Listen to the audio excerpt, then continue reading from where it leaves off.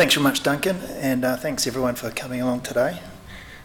My name's Andy Gracey and I'm the Portfolio Manager for the flagship Australian Ethical Smaller Companies Trust. There are a number of superannuation and investment strategies that cross-invest into this trust, so there's a good chance you're investing into the Smaller Companies Trust. I joined the company in 2004 and have been managing the fund, or involved in managing the fund, for over 6 years. In terms of background, I've got 20 years experience working for fund managers in New Zealand, United Kingdom and Australia. And I'm talking about today how your portfolio is positioned in two of these megatrends that Stefan has been talking through, with the first being forever young. So if you look at this PowerPoint, global population today is 7 billion. 2050 we're looking at 9 billion, that's a 28% growth. Over 65 years old in terms of population, we're going from 800 million to 2 billion. So there's a big increase in terms of over 65 population by 2050. This is absolutely huge. With age comes great wisdom, but unfortunately also comes more sickness and disease. The emergence of lifestyle diseases like obesity and diabetes will place additional burden on our health system. Diabetes is expected to be the leading cause of disease burden by 2023. The CSIRO report highlights deaths from diseases like cancer, heart disease and lung disease are expected to rise as a proportion of all deaths. They're rising from 59 to 69% by 2030. So you've got the combination of these huge increase in population over 65 and also an increase in the overall death rates from these diseases. And this creates one very, very, very powerful investment thematic.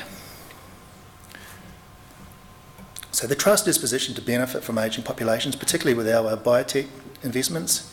These investments are viewed favourably under the Australian Ethical Charter as they contribute to human happiness, dignity and education. We believe these biotech investments have good potential, good investment potential. Now, we have witnessed over the last 2 decades sleep therapy company ResMed and hearing company Cochlear take great Australian science and commercialise the technology on a global stage. They importantly made shareholders very good returns in the process. We have investments in the trust that are looking to do the same, namely take great Australian intellectual property or science and take it global. The fund is strongly positioned in companies that should improve the standard of healthcare while benefiting from ageing populations. So if you turn over this slide, we've got one company here, Avita Medical. This is one of the such companies with its innovative regenerative skin product called ReCell. You can see a little ReCell kit in the top left. That ReCell kit is sold into Europe and Australia today. Its sales base is still pretty small. You also see an image of the skin cells being sprayed into what will be a wound. The third image is a rather gruesome before and after photo of a boy who suffered second-degree burns on his chest and stomach after knocking over a cup of tea. He had the ReCell procedure administered, and today there is little or no scarring. This ReCell technology was developed by a plastic surgeon and ultimately 2005 Australian of the Year Fiona Wood and her colleague Marie Stoner. It was originally commercialised by a company, Clinical Cell Culture, which later became Avita Medical. The earlier company didn't have the clinical evidence at the time to convince medical specialists around the world of the merits of the technology, so the sales never took off. Our first involvement with Avita was when we cornerstoned the recapitalisation of the company in May of 2011. And the fund also participated in another fundraising in September 2012. This ReCell procedure involves taking skin as little as 1 centimetre by 1 centimetre with 0.2 millimetre depth from a healthy site, typically below the ear. It involves incubating the skin in a ReCell kit for 30 minutes, generally bedside, then combining the skin with an enzyme solution, which is then filtered and finally sprayed into the wound site. The filtered solution contains 1 to 2 million live cells, and the technology is harnessing the natural regeneration powers of one's own skin. The good news is ReCell works very well in practice. The procedure is approved in Europe and it has been administered in over 4,000 patients. We expect positive results from ongoing clinical trials in burns, scars and ulcers, and the technology looks to be most prospective in diabetic or pressure ulcers. We are hopeful these clinical results will increase adoption of the technology and ultimately make Avita a commercial success. We also have investments in a number of companies involving developing cancer therapies. These include the profitable Certex, which has a radiation-based liver cancer treatment. We hope this treatment will be first-line cancer treatment in future years once ongoing clinical studies have validated the effectiveness of the therapy against existing standards of care. There are numerous academic studies linking abnormal sleep patterns with disease. The likes of diabetes and obesity also have strong links with what they call sleep apnea.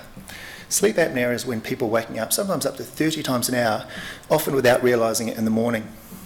The aim of sleep therapy is to reduce the number of sleep apnea events per night, allowing the body and the immune system to rest and recuperate better. Our sleep therapy investments include Fisher & Paykel Healthcare, which sells continuous and automatic positive airway pressure devices and masks into the global market, and today commands around a 10% market share. You can see one of the Fisher & Paykel new nasal pillow masks there, which was released in 2012. We also invest in a small company called Somnomed, which is the market leader in dentistry-fitted oral devices. These perhaps aren't quite as effective in terms of reducing the sleep apnea events, but their compliance is typically rated a lot better, and the combination of effectiveness and compliance will ultimately help you. The big emerging lifestyle disease is, however, diabetes. And if you look there, that's a Johnson & Johnson diabetes meter, which monitors blood glucose. The actual core technology behind this meter was actually developed in Melbourne by a company called Universal Biosensors. Universal Biosensors are now taking this blood-focused technology into heart medications, effectively moving blood analysis from the pathology lab into point of care. And that's exactly what this technology has done in the blood glucose or diabetes market. If we turn over in terms of the next slide. This is a company called PharmAccess. Respiratory diseases don't quite get the profile of a cancer or heart disease, yet Australia and New Zealand has one of the highest prevalence of a chronic disease, asthma, for example.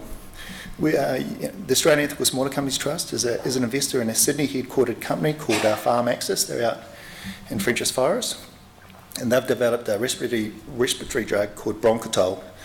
PharmAccess recognised the mucus clearance properties of tiny particles of sugar extract called mannitol.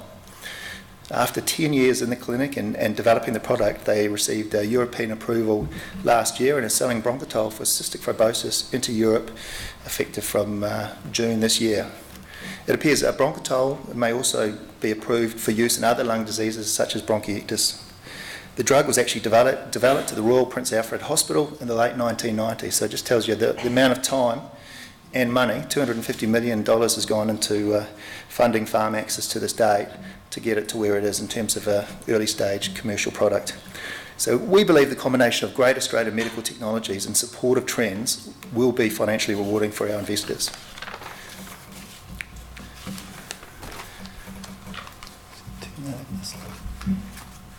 Okay, the other trend I want to talk about today is virtually here.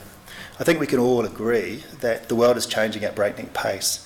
We're witnessing the demise of some traditional media and the rise of internet-based businesses. We're only seeing in terms of on the ASX, companies like Seek, realestate.com.au and carsales.com have had fantastic growth, while some of the traditional media companies have been going backwards. Information moves quickly and seamlessly across numerous networks, and people are more informed on price and quality with the consumer power on the rise. The internet and connectivity is changing the way business is being undertaken.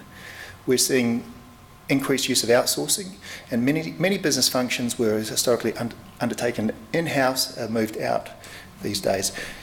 Generalists in terms of businesses are out while specialists are in. Information technology fits into the charter as it reduces wasteful or polluting practices. It also can promote activities which contribute to human happiness, dignity and education. While the fund is actively investing in the Australian technology space, these companies are essentially beneficiaries of global thematic trends that are occurring almost simultaneously around the world.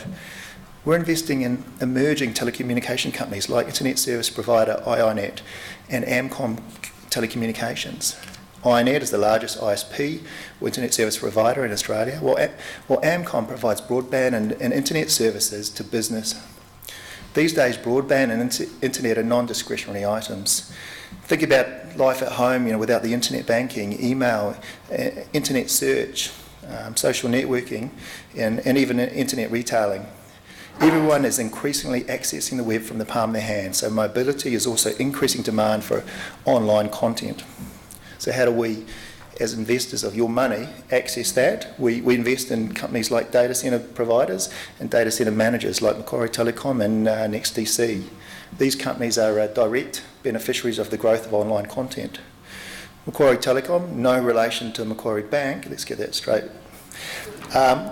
provides internet hosting, data network services as well as telco services to government and corporates in Australia.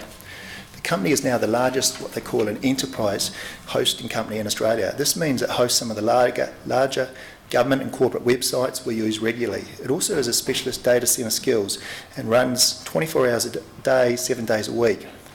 The centralisation of data centre infrastructure and Macquarie Telecom's energy efficiency focus both generate net energy savings to the system. Macquarie Telecom owns 2 data centres in Sydney. These are accredited to the highest national standards. Macquarie Telecom's biggest competitor, oddly enough, has been in-house IT departments, and this goes back to the outsourcing trend we were talking about before. We believe this company will continue to benefit from outsourcing as well as the growth of online information. The fund also invests in IT service companies like UXC. The Melbourne headquartered UXC is starting to compete more viably with some of the big international companies like IBM. The widespread adoption of technology means the local providers can now compete better. We're also investing in software companies like business accounting software provider Technology One, which is a Brisbane headquartered company. We also have a holding in a company called GBST, which provides software and know-how to the wealth management and stockbroking industries. These software names are emerging as real owners of domain knowledge, particularly as some knowledge gets scarcer with these outsourcing trends. We also believe the internet will keep growing, and the fund is positively positioned in technology investments which benefit the world becoming more connected. I'd like to hand it over to Nathan Lim now, please.